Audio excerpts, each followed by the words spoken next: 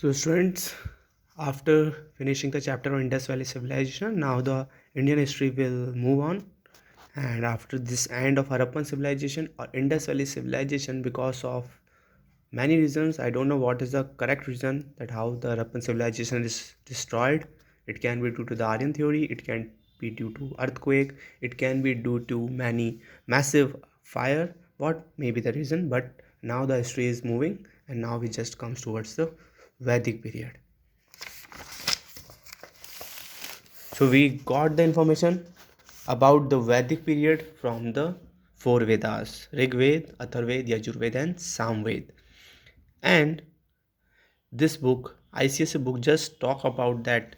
Basically, Vedas are written by the Aryans, and Aryans basically were the people who were not from India; they were from outside region.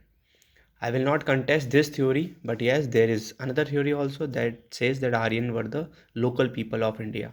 So we will not go into the broad discussion that Aryans were Indians or not, but yes, this book talk about that Aryans were the from outside areas. They came from the Sapta Sindhu regions and they just settled in India near the rivers. So sources of information from where we got about the information about the Aryans or Vedic people. This is from the Vedas. Four Vedas we have discussed.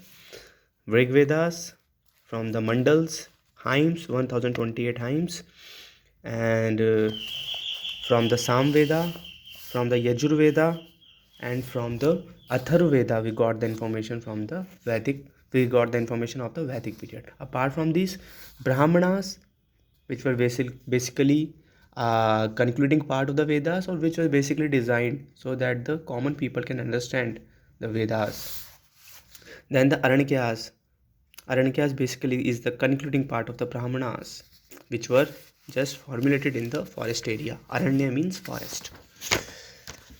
So these are the diagram related to the Bharatiya scriptures. We can say Vedas, Smritis, Darshan Shastra, Puranas, Vedangs, Upaved, Itihas.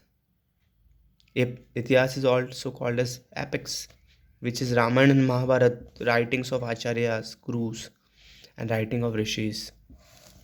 Apart from these sources, there are other sources like Ashtadhyayi, Srota Sutra, Greh Sutra, Dharma Sutra, Puranas, Smritis. Important is Manu Smriti. Epics we have already discussed. Mahabharata, Ramayana also talks about the Vedic period. So we came to know that there was a Vedic period in India. Ramayana also talks about the this Vedic period. So these are the two epics which also talks about the Vedic period. So these are the literary source. Then we will come on the archaeological source. And archaeological source, we got the information about the Iron Age.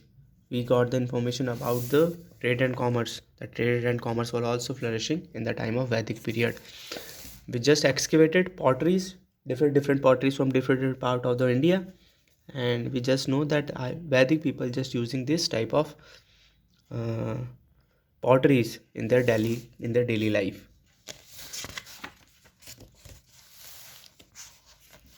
Then how is the social life?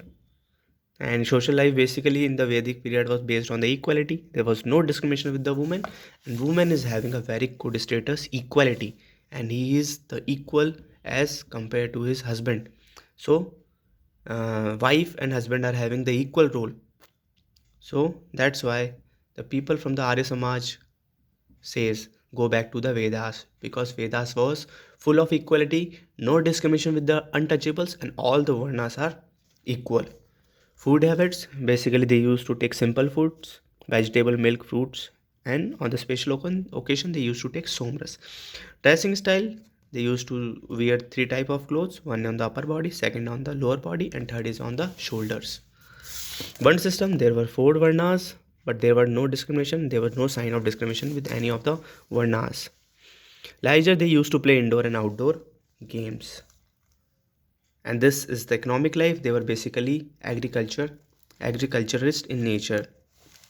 Animal domestication, to just take the materials like milk, ghee, and butter, all the things, animal becomes important. So though